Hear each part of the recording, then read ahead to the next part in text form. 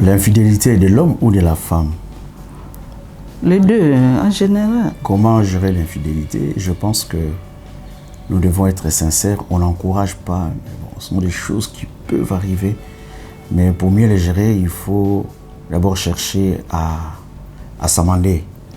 La personne qui a été infidèle, elle doit reconnaître son infidélité, demander pardon à son conjoint, à sa conjointe, et puis promettre de ne plus revenir à la chose, et puis prier ensemble, et puis continuer la marche. Hein. Je crois que brièvement pour moi c'est ça. Je ne sais pas si Bijou a quelque chose. Hein. Moi je dirais le pardon on ne le mérite pas. Pardon c'est un don. Le pardon ne se mérite pas. Pardonner, on peut pardonner, mais il faut que nous puissions reconnaître que la confiance se mérite. Et comme venait de le dire mon mari, il faudrait que la personne qui est tombée dans l'infidélité, j'ai bien dit tombée, qui a trébuché, hein, comme la Bible dit, nous bronchons de plusieurs manières. Il peut arriver que l'un des partenaires puisse broncher, c'est vrai. Le partenaire ou la partenaire pourra ou peut ou doit, comme nous le recommande la Bible, de pardonner. Il peut pardonner, mais il faudrait que la personne à qui on pardonne soit aussi redevient digne de confiance, si je peux m'exprimer ainsi. Donc, on va gérer cette infidélité par le pardon et par la confiance qu'on doit réacquérir. C'est-à-dire que l'homme ou la femme qui a commis l'adultère, l'infidélité, doit maintenant revenir au bon sentiment, s'amender, demander pardon et puis faire demi-tour et abandonner cette voie. Je crois que c'est comme ça que ça peut bien se gérer.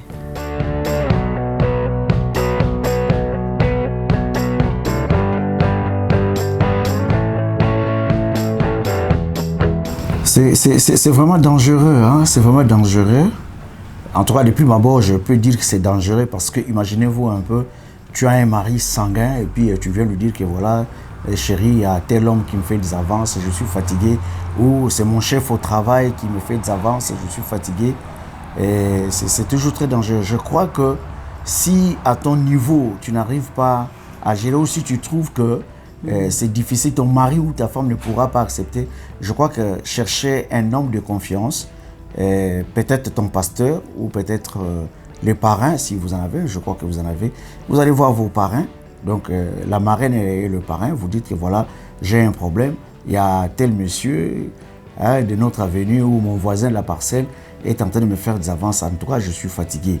Et si tu trouves que ça devient comme un harcèlement, alors là maintenant tu peux informer le mari ou la femme, dit que je suis fatigué parce que je m'étais trop retenu et je trouve que maintenant je n'en peux plus, je suis fatigué de ces harcèlements et voilà ce qui se passe avec tel monsieur ou avec telle femme. C'est comme ça, mais il faut d'abord voir l'attitude de votre conjoint parce que c'est pas facile, il y a des sanguins et qui vont directement créer une guerre hein, parce qu'on ne touche pas à la femme d'autrui, au mari d'autrui. Voilà un peu. Oui. Je crois que c'est comme ça.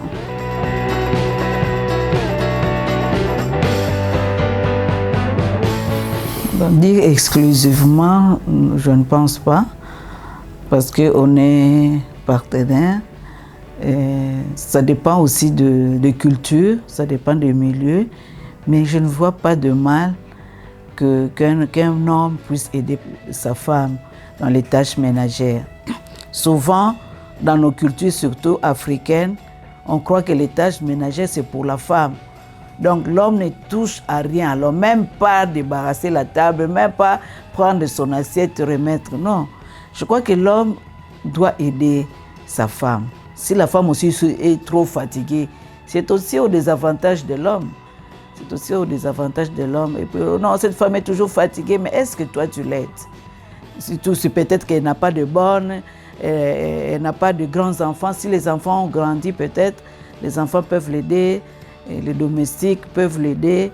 Mais sinon, moi, je ne vois pas d'inconvénient. Moi, mon mari m'aide beaucoup, personnellement. Bon. D'abord, d'ailleurs, je me souviens quand on venait de se marier, elle pilait même le feuille de manioc, le pondou, comme on dit chez nous. Elle pilait pour moi le pondou, le feuille de manioc. Pardon, lui, c'est plus il aimait plus faire la vaisselle. Il m'aidait dans la vaisselle. Et c'est ça. Donc on peut aider, on peut aider sa femme. Il ne faut pas que tout, c'est la femme qui doit faire, non. Moi, je ne pense pas. Oui, bon, c'est vrai.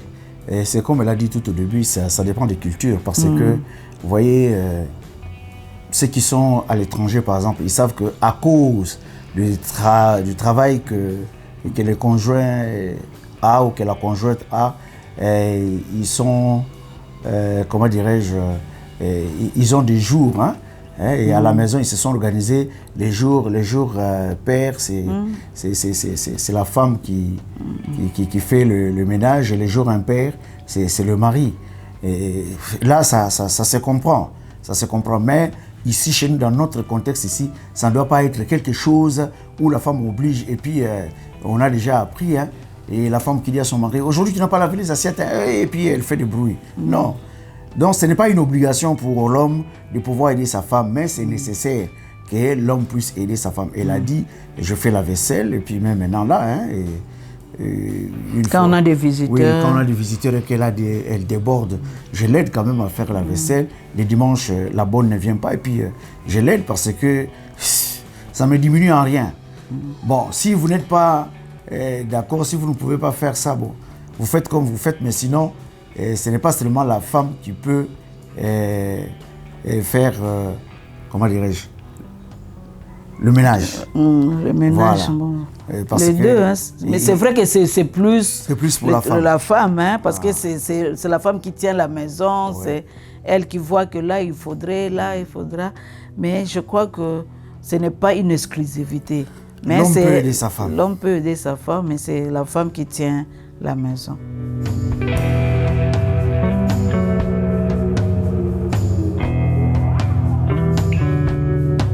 Et c'est très dangereux, mais moi je pense que ça dépend de comment il a grandi. J'ai lu un livre et puis on parlait du mariage. Alors on a demandé à... Il y a une femme qui s'était plainte parce que son mari ne s'excusait jamais. Alors écoutez la réponse du mari, dit « Je n'ai jamais vu mon père présenter des excuses à ma mère. » Vous comprenez un peu? Comme les enfants copient toujours, il n'a pas vu son père s'excuser auprès de sa mère et lui aussi a grandi comme ça et il n'était pas en mesure de s'excuser auprès de sa femme. Mais moi je pense que c'est vraiment dangereux parce que on est humain et quand on a froissé l'autre, c'est presque une obligation de présenter des excuses à sa femme ou à son mari. Et c'est pas seulement l'homme, enfin on parle de conjoint qui ne s'excuse pas, donc c'est ça. Ça peut être aussi la femme, parce qu'il y a des femmes aussi qui ne savent pas s'excuser, surtout nos filles de Kinshasa par exemple, et puis qui peuvent te dire ah bon, et j'ai mal fait, et pardon, oh, si j'ai mal fait. Si j'ai mal fait, pardonne-moi. Oh, mais non, dis seulement pardonne-moi chérie, j'ai mal fait, c'est tout. Donc quand tu dis si j'ai mal fait, donc tu n'es pas convaincu. Donc tu n'es pas convaincu que tu as mal fait. Et l'autre là ne peut pas, comment dirais-je, avoir une mauvaise humeur si il n'a pas été froissé. Voilà un peu ma réponse par rapport à ça. Oui, Comment faire face donc? Bon, là d'abord les connaître ou la connaître. Et puis le dialogue, c'est pourquoi le dialogue est très important. Lui exprimer, lui parler quand vous êtes calme. Lui dire qu'en tout cas, j'ai constaté que vous ne reconnaissez pas facilement votre erreur, parce qu'il y a des messieurs et des dames raison, hein, comme on les appelle. Monsieur raison, madame raison. Donc c'est lui toujours qui a raison, c'est elle toujours qui a raison. Non. Donc toi, tu n'as jamais été fautif. Ça, c'est anormal. Il faut que chacun de nous puisse se reconnaître aussi fautif ou fautive quand il a commis ou elle a commis une erreur. Donc c'est vraiment, c'est pas normal.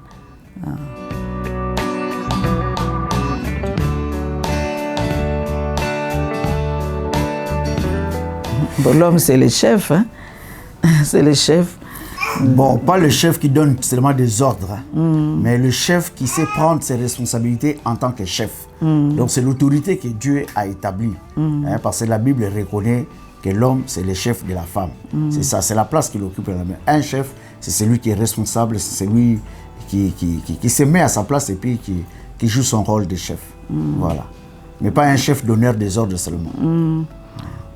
Pas un dictateur, mais quelqu'un qui un modèle, quoi. C'est lui qui conduit la maison.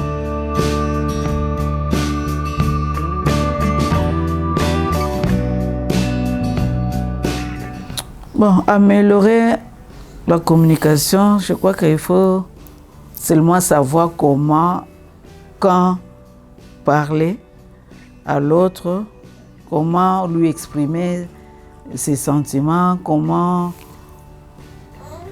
quand lui parler, hein, c'est ça. Parce que si quelqu'un qui vient d'arriver, souvent moi j'ai dit, souvent on dit ça aux femmes, oh non, avant de parler à ton mari, il faut regarder le moment, il faut voir un peu. Je crois que c'est vice-versa. C'est pas seulement la femme qui doit observer le mari, quand est-ce que je vais lui parler, quand est-ce que je peux. L'homme aussi. Hein, ce n'est pas parce que, comme nous venons de dire, c'est vrai, l'homme est le chef. Ce n'est pas parce qu'il est chef que pour lui, il peut parler à sa femme à tout moment, à tout lieu, je ne sais pas, comme il veut, non. Donc les deux, que ce soit l'homme ou la femme, chacun doit voir comment, quand parler à l'autre. Je crois que c'est ce qui va faire que la communication puisse marcher. Sinon, c'est la catastrophe, c'est le conflit. Oui, mais je pense que la communication doit d'abord être là. Hein, donc vous communiquez déjà, vous parlez déjà. Et c'est quand vous remarquerez que ça ne passe plus que vous allez chercher à améliorer. C'est ça.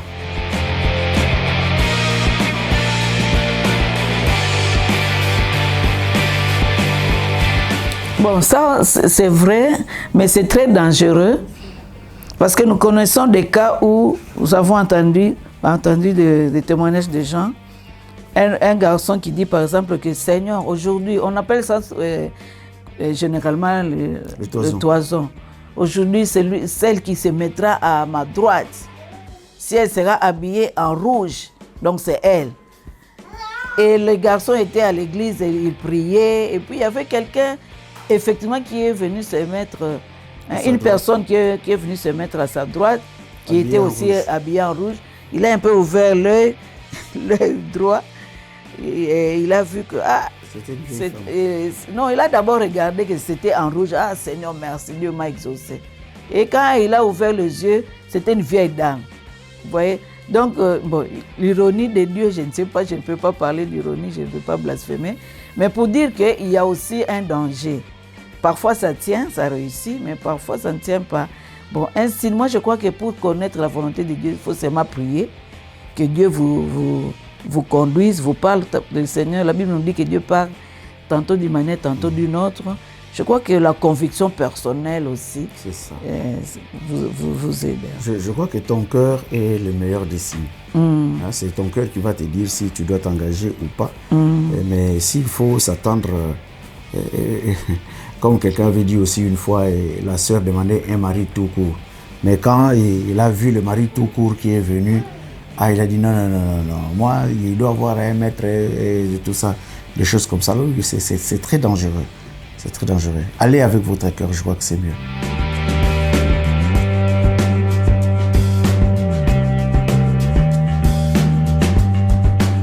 Les on-dit sur le partenaire, on dit bien les on-dit. Il faut faire attention. Il y a ceux qui viennent seulement pour séparer, pour diviser les gens. On vient vous dire, votre mari a fait ceci, votre femme a fait cela. Il faut savoir gérer, réfuter ce qui n'est pas, qui peut enlever votre joie, votre confiance en votre mari ou à votre... Moi, je connais des femmes comme ça, quand on vient leur dire qu'on a trouvé votre mari quelque part, je ne vous ai pas établi sentinelle de mon mari. Vous voyez, donc il faut savoir, c'est vrai, entre-temps, vous observez, parce que l'information peut aussi être vraie, et savoir aussi, donc savoir comment gérer, ne donnez pas, ne faut pas faire fi à tous ces on-dit, mais entre-temps, rester aussi éveillé, je ne sais pas si Jacques... Oui. Donc c'est ça, il faut seulement traiter l'information. Et puis, il ne faut pas que toutes ces informations-là empoisonnent votre vie de couple. C'est ça. Parce que plus vous entendez, plus vous allez encaisser, et puis plus vous allez empoisonner votre vie de couple, et puis votre maison deviendra un enfer au lieu qu'il soit un havre de paix. Vous savez, la paix dans la maison, c'est quelque chose de très important. Très, très, très important. Et puis, on ne trafique pas avec ça. On ne blague pas avec ça. Ouais.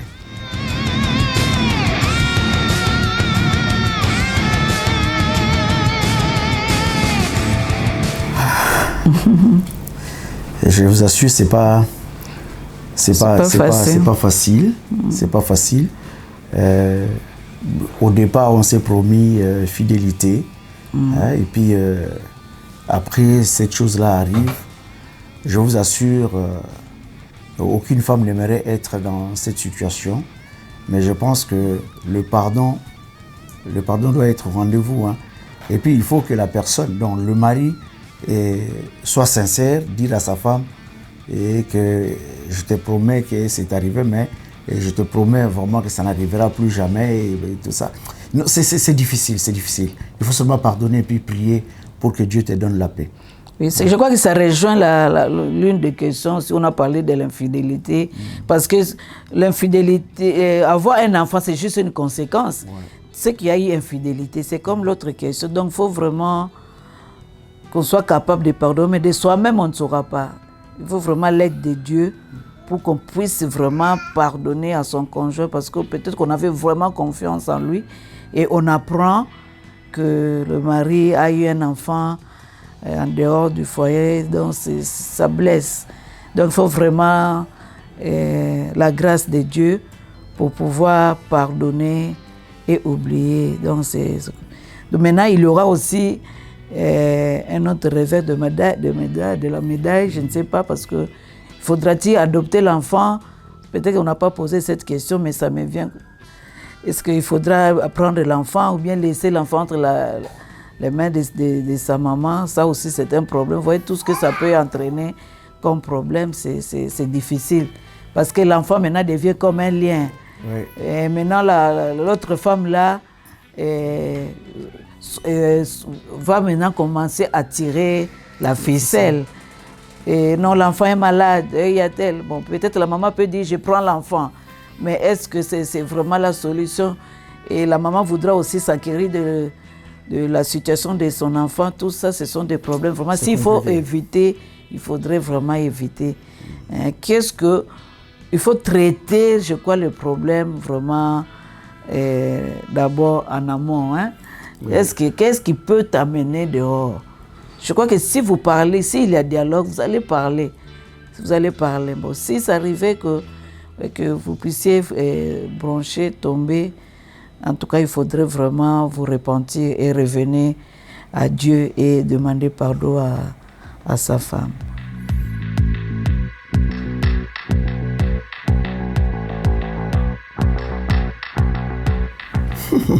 Là, en tout cas, il n'y a pas match.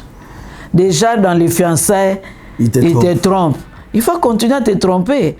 Tu vas aller, mais tu mets ta tête là où tu vois déjà qu'il y a un danger.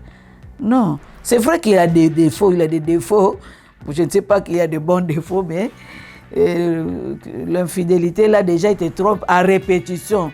Il t'a trompé peut-être une fois, ça va être à répétition. Mais pourquoi tu veux aller là-bas? Moi, je crois que là, il n'y a pas match. Là, carrément, on connaît des cas comme ça. Je crois qu'on connaît 2 cas. Moi, personnellement, je connais 2 cas où la femme trompait le fiancé. Là, c'est l'inverse. Là, c'est la femme qui pose la question. Le fiancé qui la trompe à répétition. Mais moi, je connais des cas où c'est la fille qui trompait le fiancé. Et on parlait au fiancé, et le fiancé ne voulait pas rompre. Ils se sont mariés. Mais la femme a continué dans le ménage, ils ont divorcé après. Qu'est-ce que vous avez gagné? Avec 2 enfants. Mieux vaut rompre les fiançailles que le mariage. Mieux vaut rompre les fiançailles que le mariage. Donc quand il te trompe déjà comme ça pendant les fiançailles, sache que une fois dans le mariage, ça sera encore pire. Parce qu'il se dira qu'elle est déjà là, c'est un acquis. Oui. Donc. Alors le conseil que j'ai toujours donné aux jeunes, c'est vaut mieux pleurer une fois que de pleurer toute la vie. Hein, parce que quand on se marie pour toujours. Mais les fiançailles, j'ai toujours dit aux jeunes gens, cassez 10, 15 fiançailles comme vous voulez, mais le mariage, il est indissoluble si nous nous tenons à la parole de Dieu. Voilà.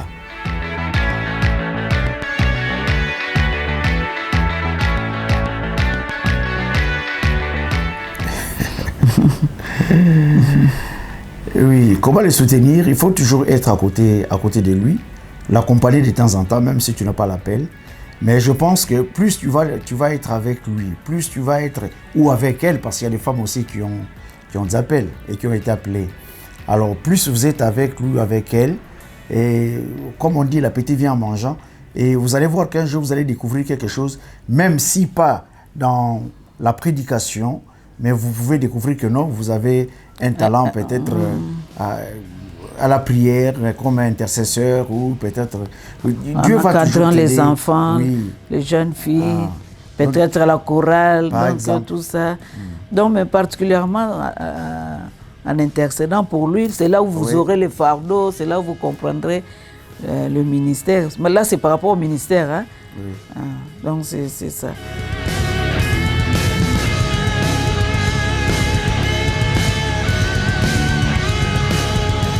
Vice-versa, c'est-à-dire la question pourrait être posée de cette manière. Est-ce que l'émancipation annule la soumission? Non, je ne pense pas. Je ne pense pas. Moi, je crois, je ne sais pas, peut-être que beaucoup ne seront pas d'accord avec moi, mais je ne crois pas que la soumission, c'est une punition. Non. Parce qu'aujourd'hui, on parle de l'émancipation. L'émancipation, on a regardé, on sait, on a toujours su que c'est annulé. Hein? Annulé, on ne veut pas être sous tutelle. Oui. C'est refuser d'être sous tutelle. Oui. Non. C'est Dieu qui dit que l'homme est le chef. Pourquoi toi tu refuses d'être sous tutelle? Tu peux t'épanouir dans le mariage, tu peux t'épanouir dans un domaine, dans l'un ou l'autre domaine, mais tu es soumise à ton mari. La soumission, ce n'est pas une punition. Donc la soumission, d'ailleurs, la meilleure soumission, c'est la soumission où la femme elle-même se met sous l'autorité de son mari, qui est le chef. Et le mari a, la femme, là, dans ce cas, a la couverture de son mari, la couverture spirituelle, la couverture psychologique, morale, je ne sais quoi. Donc, rien n'annule l'autre. Je ne vois pas. Oui, c'est vrai. Et quand on est soumis, d'abord, c'est la Bible qui nous le demande. Il dit, femmes, soyez soumises. Et la même Bible dit, soumettez-vous l'un à l'autre. Et moi, je pense que c'est comme si tu cherches une certaine indépendance. Et tu ne veux pas dépendre de quelqu'un, tout ça, parce que tu veux faire ta propre volonté. Or, la Bible ne nous le demande pas. Hein, donc, nous devons être là, donc soumis l'un à l'autre. Et puis, en même temps, mais bon, écoutez, je pense que quand une femme est soumise, elle a aussi l'amour de son mari. Hein? Donc, une femme soumise est une femme qui est aimée. Alors, nous devons faire vraiment très attention pour ne pas confondre les choses. L'émancipation ne demande pas qu'on soit insoumise. Voilà. Parce que si nous regardons dans l'autre sens, c'est refuser la tutelle. Oui, la tutelle, oui. Peut-être dans le sens de s'épanouir, hein, on veut travailler. Et puis, c'est pas ça aussi qui va faire que tu ne sois plus soumise à ton mari. Moi, je crois que c'est mal comprendre aussi la Bible. Ça, pour nous, notre code de vie, c'est la Bible. Oui. Nous suivons la Bible. À moins que vous soyez hors la Bible. Mais si vous croyez que la Bible, c'est la parole de Dieu, la soumission, c'est biblique. C'est biblique. On se soumet et par rapport et par amour et par rapport à la parole de Dieu.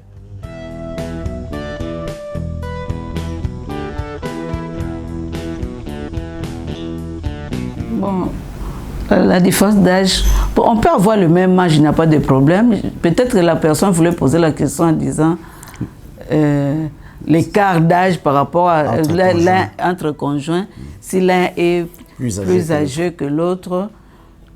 Maintenant, il faut voir, l'écart n'est pas un problème en soi. Mais maintenant, le problème, quel est cet écart?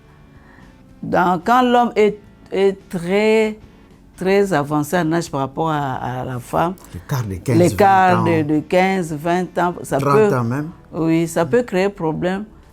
Et dans ce sens que l'homme peut se fatiguer avant. Peut se fatiguer avant. Et pendant que la femme est encore très forte. Surtout dans les relations conjugales. Du point de vue sexuel. Pendant que la femme peut-être pendant qu'elle est dans son âge où elle a besoin vraiment de s'exprimer et l'homme est déjà fatigué. Vous voyez, ça c'est vraiment un problème dans le couple. Donc là, c'est là où l'homme va commencer à prendre des aphrodisiaques, tout ça, ça peut créer problème. Et vice versa aussi, quand parfois la femme aussi est trop âgée par rapport à l'homme, il faut qu'elle prenne conscience. Sinon, elle peut tomber dans le piège de dominer, de chercher à dominer le mari parce qu'elle se voit déjà plus âgée, que c'est elle. Elle va se comporter comme la grande sœur de l'homme. Donc, mais si elle prend conscience, comme nous avions dit, elle se met elle-même sous l'autorité de son mari, il n'y a pas de problème. Donc, c'est l'amour qui compte, je crois. Je ne sais pas si Jacques a ajouté. Oui, c'est ça. Donc, il faut... L'écart ne doit pas être trop considérable. Trop parce que si vous avez vraiment cet écart-là, comme elle a dit, l'homme va être déjà trop fatigué et puis la femme aura besoin que... L'homme ne sera plus satisfait. Et pour la femme aussi, si elle est trop âgée, il y a quand même un danger parce que le garçon sera très jeune et puis la femme trop avancée. Nous en avons déjà vu, même ici. Puis bon, vous savez, nos amis qui sont à l'étranger, qui prennent des femmes plus âgées, c'est toujours pour un but, pour avoir des documents, tout ça. Mais vous comprenez que ça ne dure pas aussi. Là, ils ne sont pas sincères, on n'encourage pas. Et donc, il faut vraiment faire très attention, respecter quand même l'écart d'âge. Peut-être que quelqu'un pourrait dire, mais quel est cet écart d'âge? En tout cas, ça dépend d'un couple à l'autre. 5, 6, 7, 8 ans, je crois que ça peut encore passer. Mais quand c'est déjà 10, 15... Là, c'est la femme par rapport à l'homme. Oui. Mais l'homme par rapport à la femme, ça peut aller à 10, 12, 11 ans, 12 ans, ça peut marcher.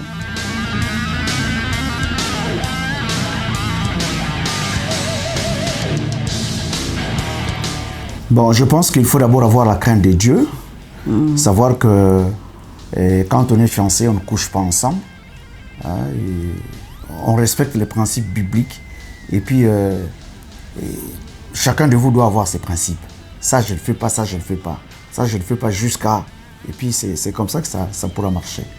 Ça dans les fiançailles. Maintenant, c'est dans le mariage. Non, il a dit avant d'aboutir dans une relation. La question, c'est... Que faire pour tenir dans une relation jusqu'au mariage? Pour tenir dans une relation jusqu'au mariage. Ok.